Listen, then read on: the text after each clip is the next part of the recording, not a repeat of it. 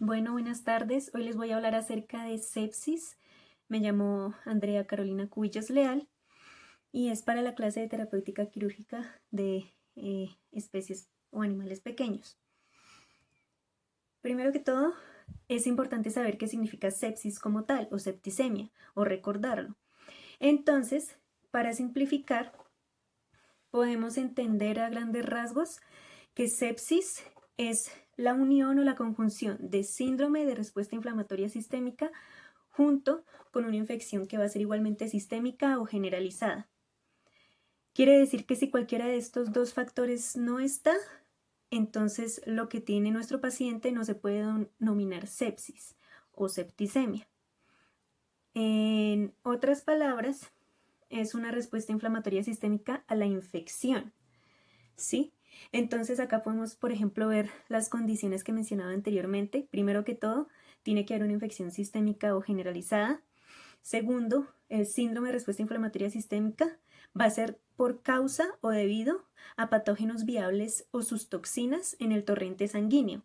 Quiere decir que va a ser a raíz de una bacteriemia, una fungemia, una viremia, presencia de protozoos en el torrente sanguíneo o cualquiera de sus toxinas que sean viables.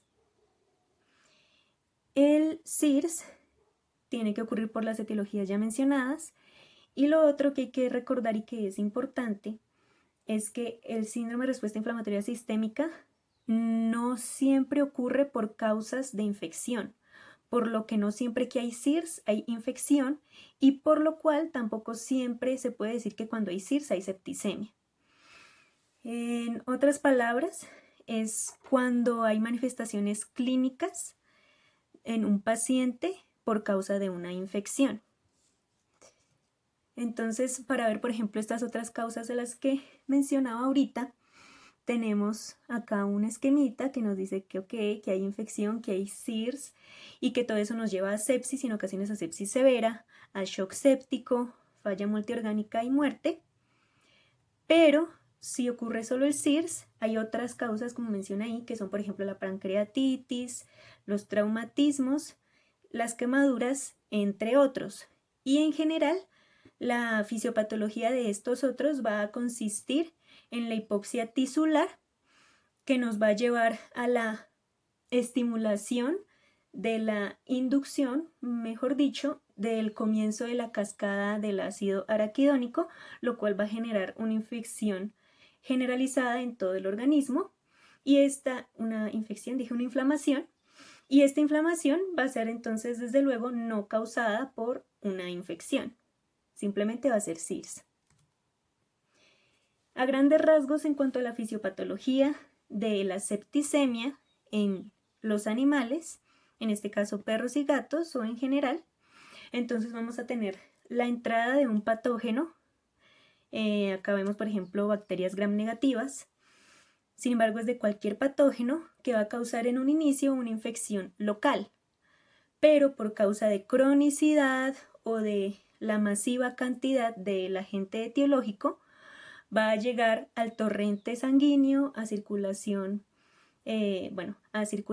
sanguínea y va a diseminarse por todo el organismo. Ejemplo, aquí tenemos las gram negativas que, como sabemos, tienen lipopolisacáridos. Entonces esos lipopolisacáridos son bastante virulentos, tienen bastante virulencia, se van a unir a la LBP, que es la proteína que se une a los lipopolisacáridos. Van a ir a los receptores CD14 de los macrófagos y pues una vez estos los fagocitan, se va a producir también la estimulación o la producción de citoquinas inflamatorias como el factor de necrosis tumoral alfa, las interleuquinas 6 y 8 y el interferón gamma. Todo esto pues va a desencadenar una inflamación que va a ser ahora de forma generalizada en todo nuestro paciente. Entonces acá lo siguiente que nos dicen en el cuadro más azul clarito, entre verde y azul, es que sea por la etiología que sea, bacteriana, viral, protozoárica o fúngica, vamos a tener entonces SIRS por causa de la alta replicación de ese agente en el torrente sanguíneo y pues su diseminación. Lo más probable es que nuestro paciente sufra de estrés, por lo que los niveles de cortisol van a aumentarse significativamente y junto con ello el cortisol va a promover que en muchos de nuestros pacientes encontremos hiperglicemia. Vamos a encontrar desde luego también en cronicidad alta pues depresión del sistema inmune y se va también de forma poco deseada o indeseada estimularse el catabolismo muscular y el catabolismo. Entonces después de ese catabolismo muscular como hepático, también va a presentar muchos de los pacientes hipovolemia, va a haber entonces también coagulopatía intravascular diseminada, lo que va a predisponer para que el paciente presente edemas y por causa, bueno, también va a haber compensación cardíaca, aumentándose la frecuencia cardíaca para compensar esa hipovolemia y buscar no afectar tanto el gasto cardíaco. Es de entender entonces que nuestros pacientes muchas de las veces van a estar con trombocitopenia o con recuento de plaquetas bajo, pero en un inicio va a estar con mucho movimiento o mucha acción de las plaquetas en general en cualquier parte del organismo que se vaya a necesitar. Por último, ya en fases más finales de los pacientes, cuando ya es muy crónico o muy severo el cuadro, vamos a tener entonces un síndrome de respuesta antiinflamatoria compensatoria para intentar contrarrestar toda esta inflamación que ya llegó a ser una respuesta descontrolada del organismo, para ver si se puede regular un poco este aspecto, desinflamando un poco. Y por último va a haber una falla orgánica multisistémica que nos va a conducir poco a poco a la muerte. La hipovolemia es la que nos va a causar hipoperfusión y la que nos va a causar la hipoxia tisular. Por eso mismo es que para esa compensación el corazón entonces normalmente en la mayoría de pacientes va a presentar entonces un aumento en la velocidad y va a haber taquicardia. Entonces ya para como tal identificar cómo nuestros pacientes tienen sepsis, cómo sabemos si nuestros pacientes tienen sepsis, vamos en el examen clínico a analizar que en las constantes fisiológicas van a tener en la temperatura diferentes presentaciones. Pueden tener hipertermia como tal o fiebre por la infección o también puede tener hipotermia. En cuanto a la frecuencia cardíaca, como ya mencioné anteriormente, va a tener taquicardia, pero sin embargo, de acuerdo al menos un estudio en el cual se trataron gatos que tenían sepsis, del 100% de los casos de gatos con sepsis, el 66% de los gatos presentaban más bien bradicardia. En cuanto a la frecuencia respiratoria, vamos a tener taquipnea. Y ya en cuanto a las variables que encontramos en la patología clínica, vamos a tener entonces leucocitosis o leucopenia, dependiendo. Las proteínas plasmáticas van a ser variables.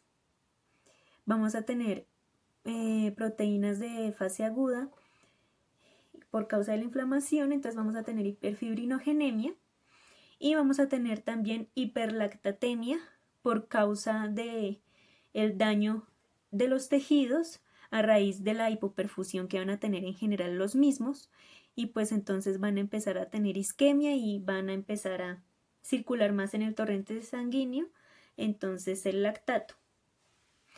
Las membranas mucosas en los perros van a ser usualmente congestionadas, normalmente va a haber hemoconcentración, pero en los gatos este tipo de signo no es usual, las membranas mucosas congestionadas.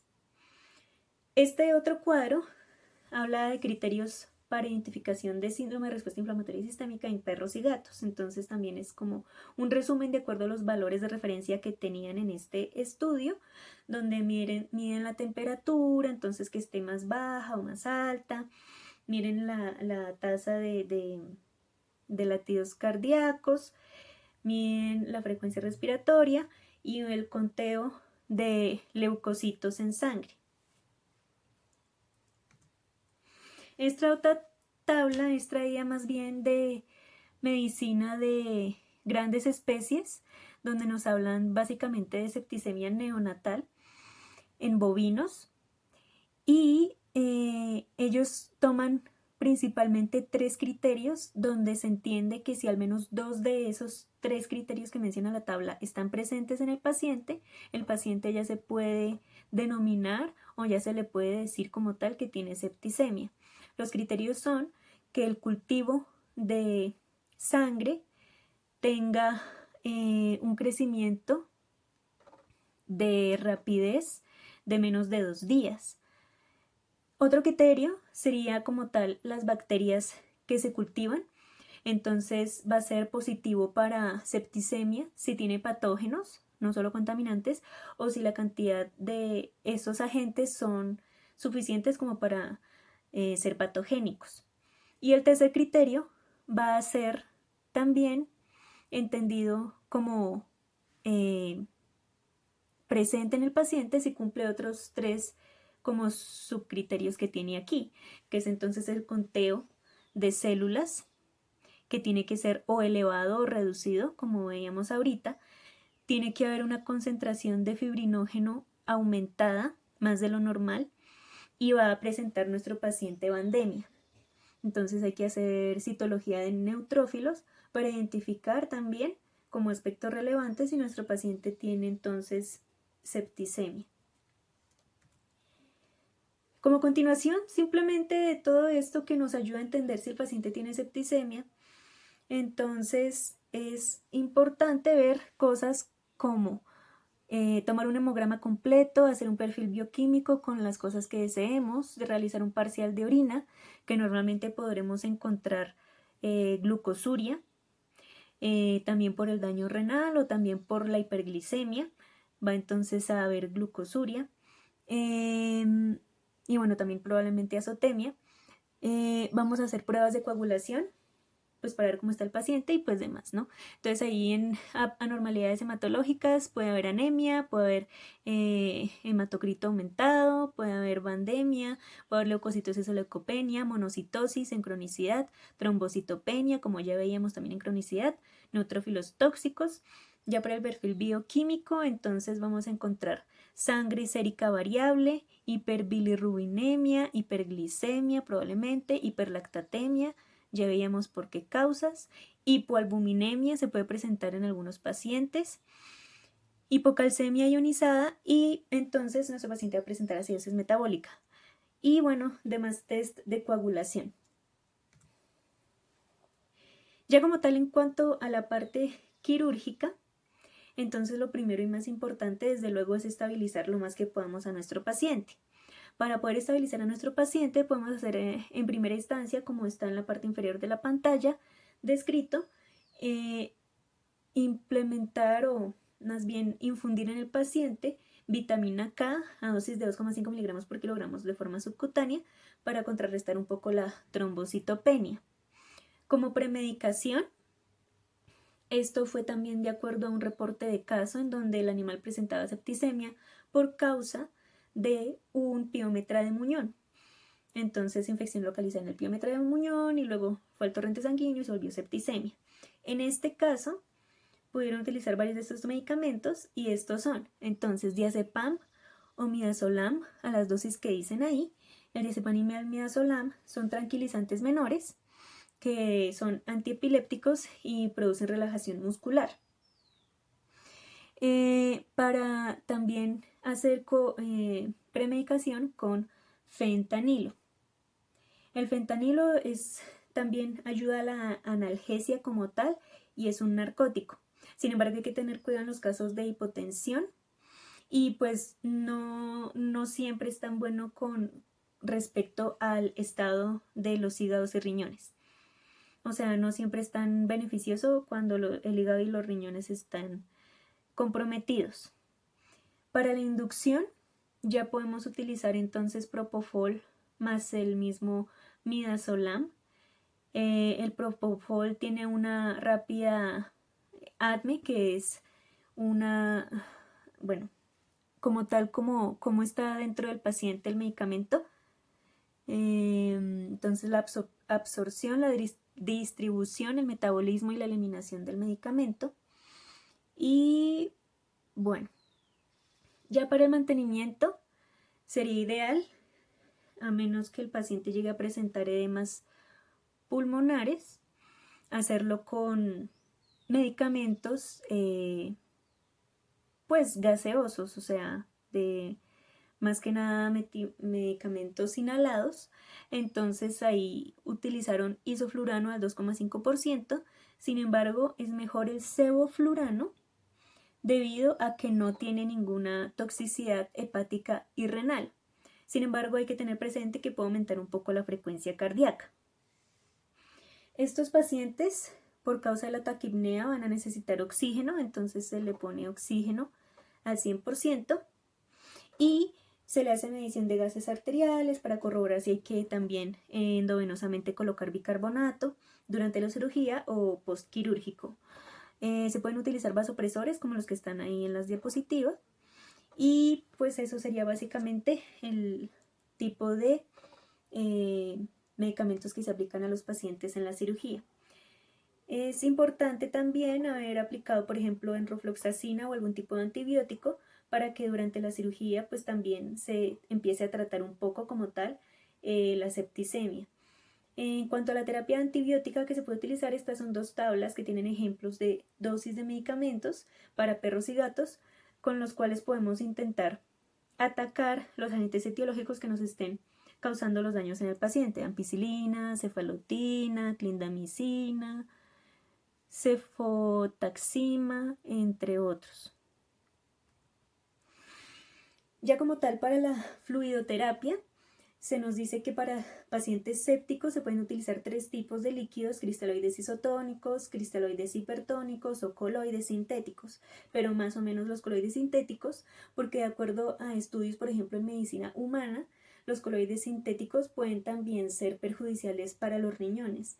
Entonces, pues su seguridad como aplicación para pacientes con sepsis no sería tan recomendada si es que lo extrapolamos a la medicina veterinaria. Cristaloides isotónicos, entonces podría ser, por ejemplo, lactato de Ringer, que sería ideal para estos casos de septicemia, o podría ser entonces cloruro de sodio al 0,9%. Cristaloides hipertónicos, dependiendo de nuestro paciente, se pueden utilizar y sería también entonces solución salina fisiológica, pero ya a una concentración mayor, ¿sí? No es recomendado utilizar soluciones glucosadas, por lo mismo que nuestro paciente va a estar en muchas de las ocasiones hiperglicémico. Entonces lo único que haríamos sería aumentar la glicemia del paciente. En casos de hipoalbuminemia severa se puede aplicar, pero ojalá solamente en esos casos. No explica muy bien por qué, pero dice que hay resultados buenos solo en casos en cuanto hay pacientes con cirrosis. O sea, si ya el paciente tiene cirrosis, ahí sí es recomendado hacer la transfusión de sangre congelada para contrarrestar la hipoalbuminemia y pues las otras deficiencias de productos que están en la sangre. Entonces, la transfusión ahí dice que, como es las mediciones, entonces 22 mililitros por cada kilogramo de peso, kilogramo de plasma, y esto aumenta la concentración de albúmina en una cantidad de 0,5 gramos cada decilitro. Y por recordar entonces la importancia de aplicar bicarbonato si nuestro paciente corroboramos por medición de gases arteriales que tiene acidosis metabólica. En cuanto al manejo postoperatorio, que ya vendría siendo lo último, entonces tenemos que aplicar fluidos de forma endovenosa durante al menos 24 horas, equilibrar el desequilibrio ácido básico, cuidar a nuestro paciente para que se siga desinflamando, no aplicar corticoides para evitar los efectos indeseados de inmunosupresión y pues lo que ya mencionamos, además de, por ejemplo, úlceras que se favorecerían aún más si es que ya está con azotemia. Y vamos a tratar las infecciones localizadas. Entonces, pues desde luego si lo intervenimos o desde luego si tiene septicemia, tendrá algún foco inicial donde ingresó el agente. Entonces eso lo tenemos que tratar también de forma puntual. Vamos a aplicarle, de ser requerido para el paciente, protectores renales y hepáticos como cualquier tipo de nutracéutico que pues son de administración oral para que el propietario se lo pueda dar el tiempo que consideremos que normalmente va a ser el resto de la vida del paciente si es que ya tiene un daño en los órganos. Y para las trombocitopenia, pues entonces nuevamente se puede aplicar vitamina K a dosis de 2,5 miligramos por kilogramo de forma subcutánea. Recordar la importancia de hacer nuevamente una evaluación del estado de los parámetros del cuadro hemático del paciente para ver si está evolucionando de buena forma o si no. Y ya eso sería básicamente toda la exposición de septicemia. Listo, muchas gracias.